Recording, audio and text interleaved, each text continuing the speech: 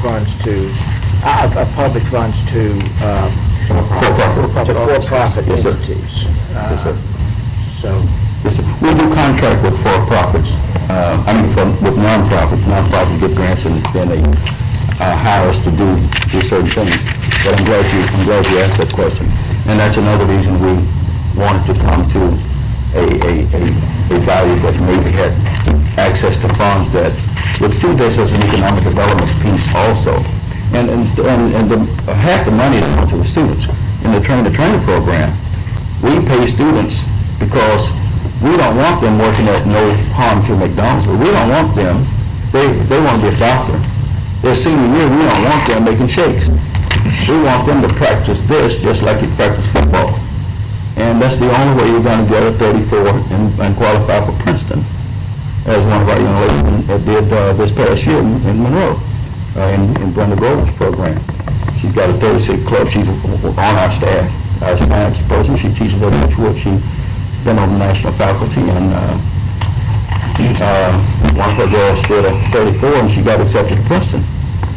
And we had another young lady from Bastrop, Marouge, tried to get her parents to not let her work at McDonald's last year. She worked at McDonald's. She's best friends with this little girl and went to Princeton. But she got a 25, and the other little girl that didn't work got a 34.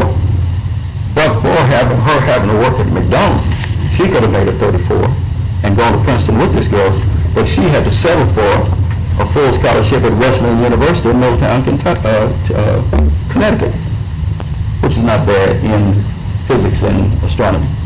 But she didn't want to settle for that. She wanted to go to Princeton. And the little girl that made the 34, who went to St. Fred, they both went to St. Frederick's. But the little girl that made the 34 was an African young lady, and when Wesleyan paid this child, I won't call any of their names, but when she paid the young lady that was in the program that worked at McDonald's in an inordinate amount of hours, probably made $5,000 her senior year, we wish we had had a program where we could have paid her like each student in this would make between $3,000 and $2,250, depending. Now Mr. Tisdale is up to 16 students, and now so it dropped our amounts. Rather than asking you for more money, we just split that money that we're asking for 12 into 16. So now they'll be working in the 21st Century program. We require them to give 100 hours, Mr. Dominic, to underprivileged kids, to teach through our webinars or whatever. It does two things. This is what it does. When they have to teach Pythagorean theorem 37 times during the senior year to freshmen or sophomores who's taking geometry or algebra assignments, when they do it 37 times, and they see it on the ACT, the recognition skills, because we retain more than 90% of what we teach. Any preacher, every time a preacher preaches a sermon, he learns something new in that passage of scripture that he hadn't seen before. So that's one of the big parts of our program. It's train-the-trainer, where we take these students who are the best of the best and make them better, and then they can go into the school and help get the school performance scores up through helping with the LEAP test and the afternoon tutoring program. It's hard for a Principal Tisdale, I wish you were here.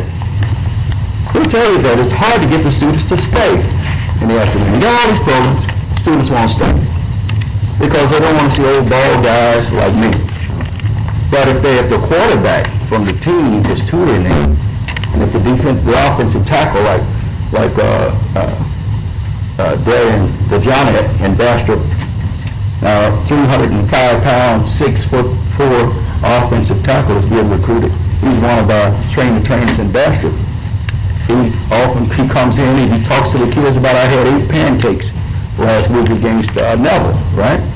Well, they come to see him, whereas they would not come to see me. And I hope this makes sense. So the kids, the young people in the school want to emulate those peers that are